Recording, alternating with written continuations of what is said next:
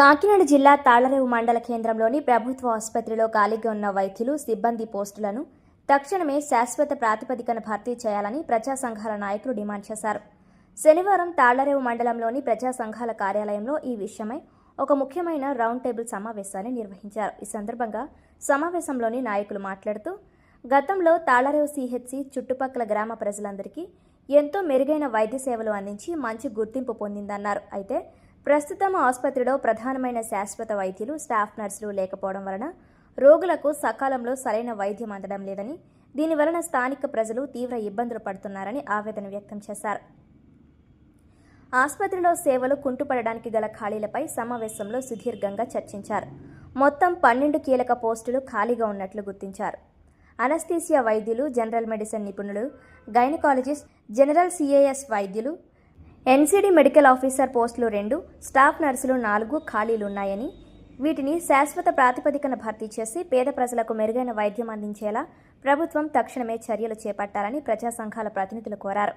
ఆసుపత్రి సమస్యల పరిష్కారం కోసం త్వరలోనే స్థానిక ఎమ్మెల్యే దాట్ల సుబ్బరాజు, ఎంపీ హరీష్ మాథూర్ జిల్లా కలెక్టర్ను కలిసి వినతి పత్రాలు సమర్పించారని సమావేశంలో ఏకగ్రీవంగా తీర్మానించారు.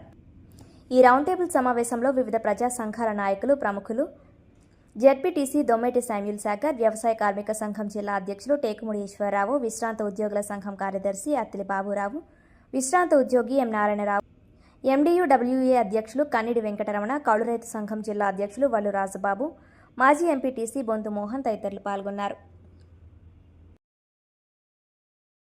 ఇక్కడ తాళ్లరేవు మండలం ప్రజా సంఘాలు, సామాజికవేత్తలందరూ కూడా ఇక్కడ కలుసుకోవడం, మరి ఈ కార్యక్రమానికి జడ్పీటీసీగా నన్ను కూడా ఆహ్వానించడం జరిగింది. మరి ఇక్కడ ముఖ్యంగా వీరు చర్చించిన విషయాల్లో భాగంగా మరి తాళ్లరేవు సిఎస్సిలో 4 డాక్టర్స్ కొరత ఉండడం, ఇంకా అది కాకుండా ఒక 7 మంది స్టాఫ్ కూడా కొరతగా ఉండడం, దీనివల్ల వైద్య సేవలు రోగులు ఇబ్బంది పడడం జరుగుతుంది.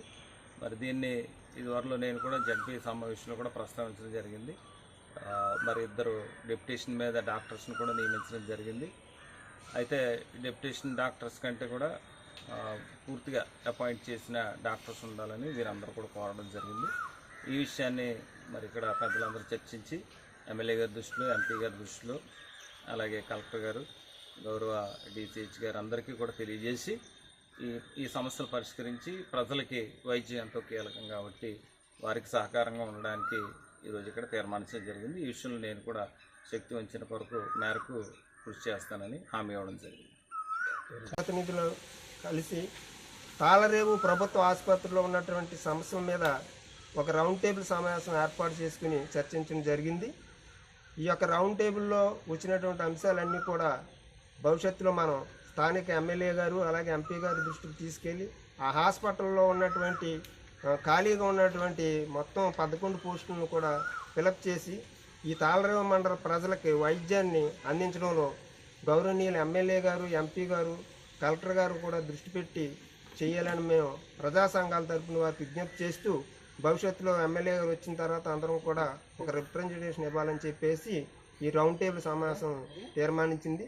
వచ్చినటువంటి అందరికీ ధన్యవాదాలు తెలియజేస్తున్నాం.